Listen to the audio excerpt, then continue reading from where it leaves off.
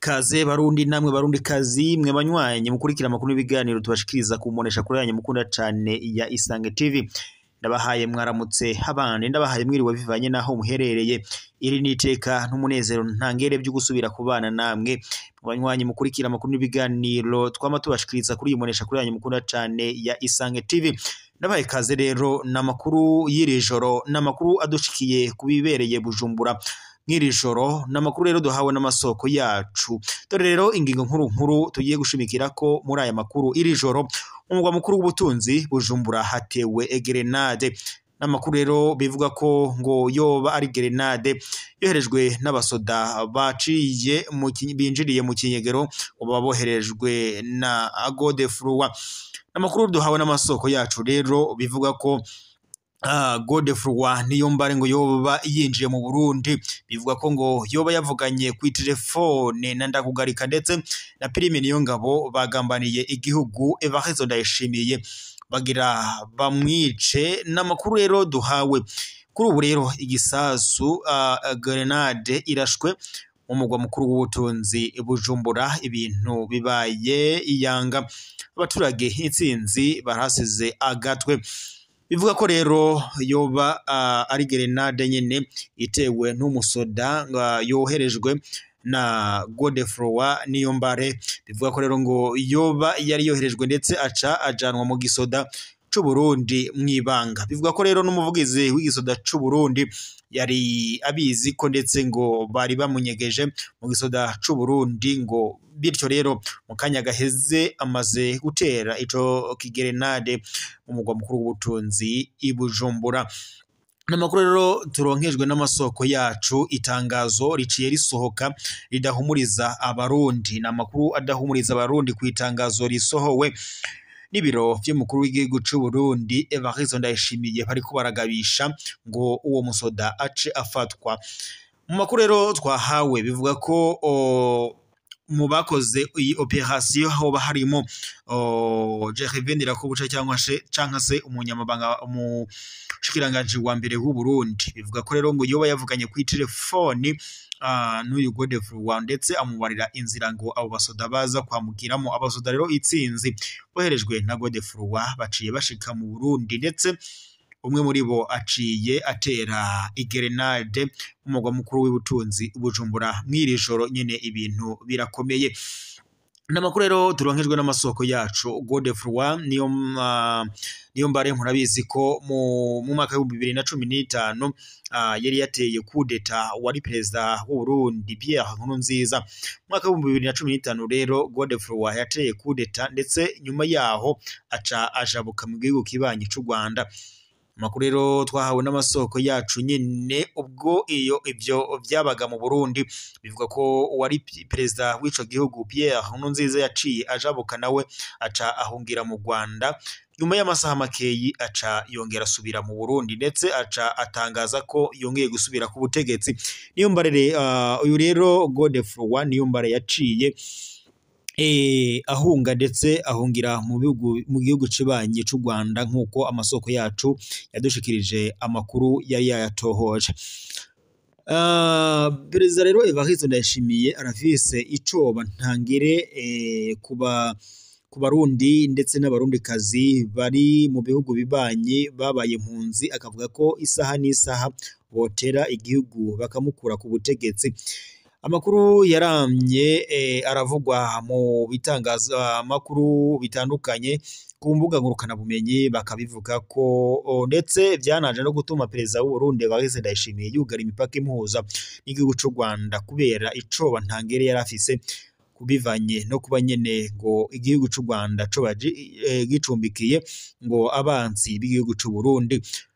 Nivyo rero vyaje gutuma Evariste Ndayishimiye yugara imipaka ihuza u Rwanda ndetse n'u Burundi, yagiriza u Rwanda ko goba rufadikanya n'abansi b'ico gihugu. Ndetse ivyo bikaba ari ibintu leta y'u Rwanda idahengeshanya yama ihakana yivuye inyuma, ivuga ko ataho ihuriye n'iyo migwi yitwaje ibigwanisho ndetse n'abo bansi b'igihugu c'u Burundi ngo bahungabanye umutekano w'u Burundi. Niyombare rero yamye arashaka kungene yoja ku butegetsi, niho mu mwaka w'ibihumbi 2015 nyene yagaba kudeta kuri Pierre Nkurunziza, gusa yaranze kuko yaratutumbye nyuma iciranka, niko guhungira mu bihugu bibanyi. Igihugu c'u Rwanda gicumbikiye abantu itsinzi, abanyagihugu b'u Burundi itsinzi, ari navyo nyene vyama bishavuza perezida w'u Burundi Evariste Ndayishimiye, ndetse ikaba ari nayo mvo nyamukuru ituma umubano w'u Burundi ndetse n'u Rwanda uhora utosekaye.